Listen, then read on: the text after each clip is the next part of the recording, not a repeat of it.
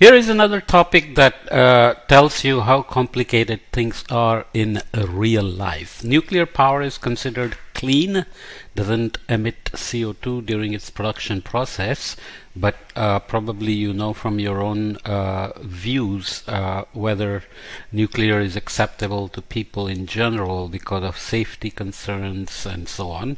And then there is the life cycle analysis which people have done comparing hydro, wind and nuclear, for example, and nuclear does better than hydro in terms of life cycle emissions of greenhouse gases, but does worse than hydro, for example.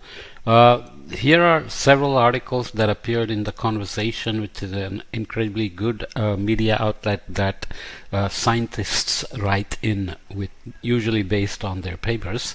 So the first one is optimistic and supportive of nuclear power. So it says the future of nuclear power stations could make hydrogen, heat homes and decarbonize industry, and of course also argues that renewables and battery storage alone may not be able to make up the demand for green power. So there are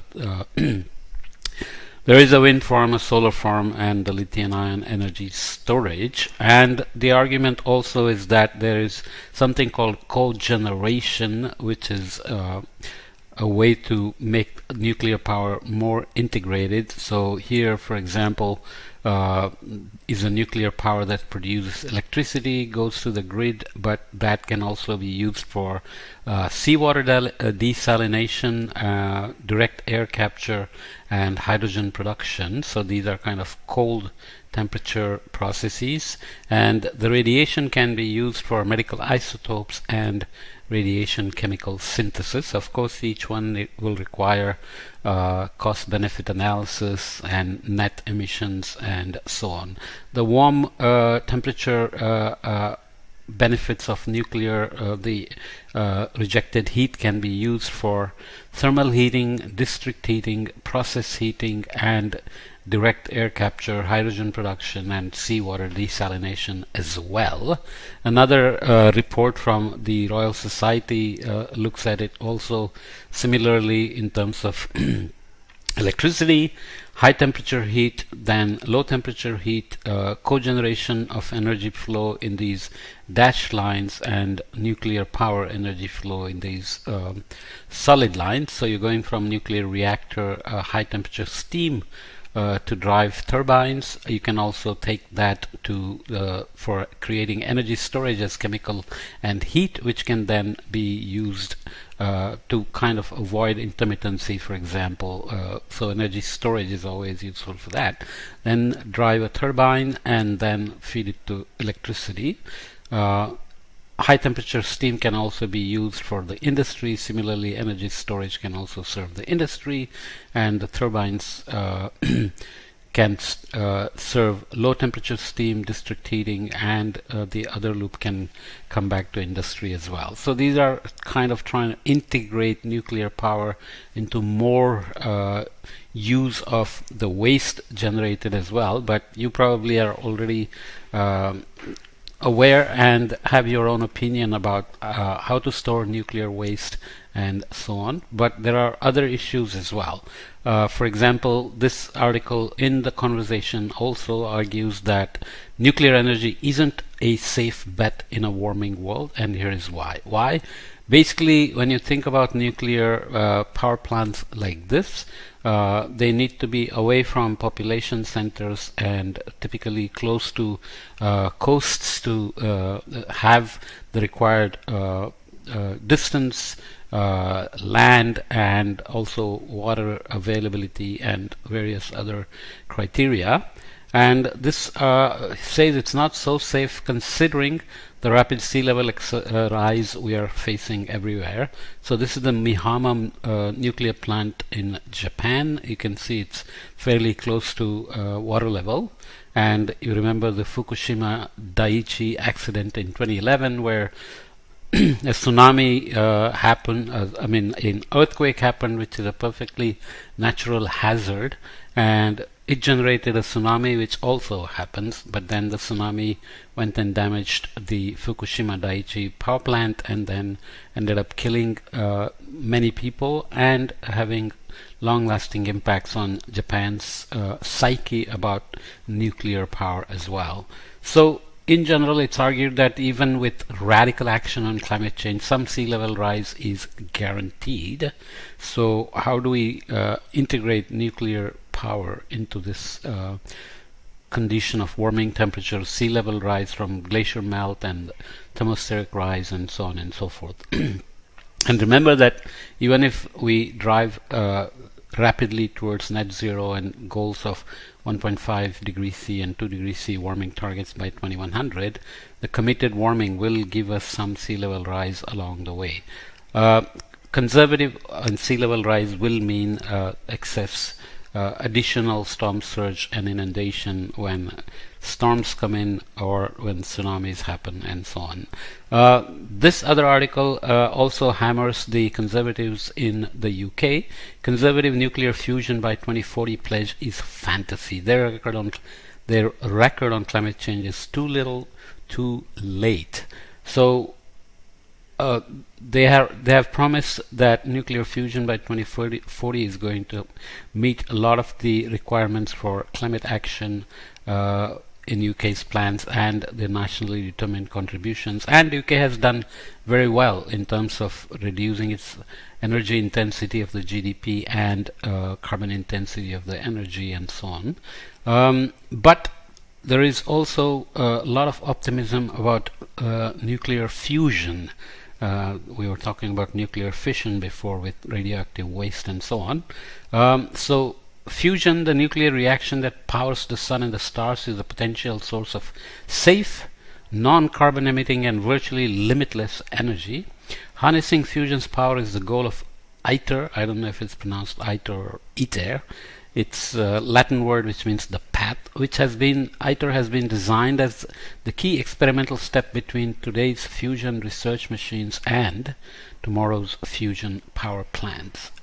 35 countries, 35 years is the plan under ITER. So ITER members China, the European Union, India, Japan, Korea, Russia, the United States have entered into a 35-year collaboration to build and operate ITER device. A 2-decade research program is planned, during which the members will share in the experimental results and in any generated intellectual property. Very optimistic plan, and in general, international efforts towards clean energy, climate goals are always laudable. But one has to remember the caveats as well. Going back to nuclear fission, it's now been proposed that instead of these big nuclear power plants which raise all kinds of flags for people in terms of safety, nuclear waste and so on, it's argued that these modular small reactors can offer safe nuclear power as well.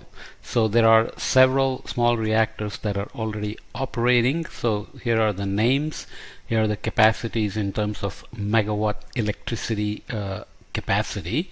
So go from 300 down to 35 or even 11 megawatt electricity capacity.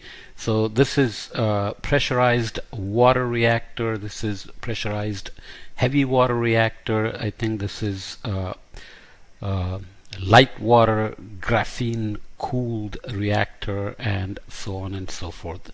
So there are other high temperature reactors with some other cooling methods, and so I won't go into the details, but you can see that they're operating in Pakistan, China, India, Siberia, Russia and so on, and many are under construction in Argentina, China, and Russia. So this thing is going forward. So this debate about nuclear being safe, clean, good for climate change or not, or if we are overestimating its value and so on, will continue, but nuclear continues to be part of the portfolio of energy of clean energy portfolio for the future.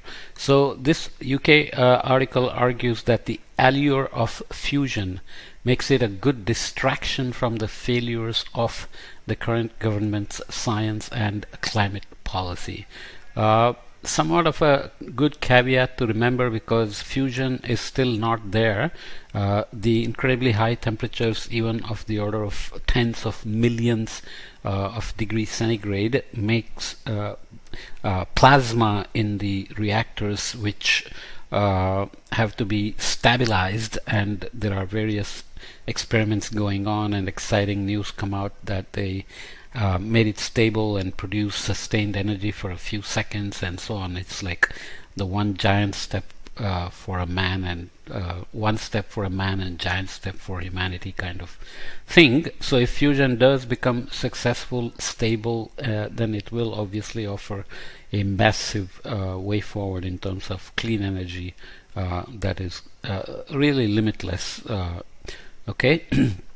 So this is an article from the International Energy Agency that looked at nuclear power 10 years after Fukushima. So you can see that there was a bit of drop. So this is electricity generation in terawatt hours. A bit of a drop here and then a slow recovery, but in the meantime, wind and solar and wind plus solar have gone gangbusters and have made great progress, even though most countries, the contributions from wind and solar is still in the range of 20% or less, except maybe for a couple of countries like Denmark and Sweden or so, small countries which have done well with renewables.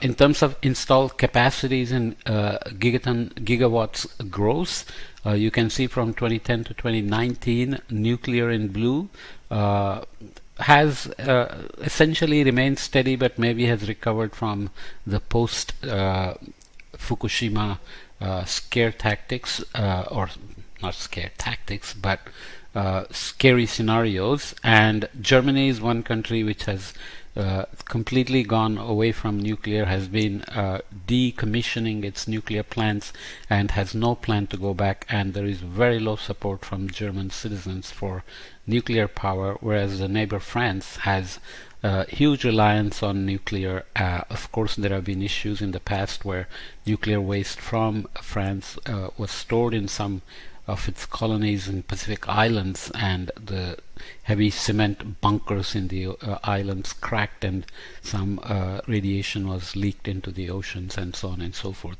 Again, here you can see wind and solar are consistently increasing and are expected to do continue to do so.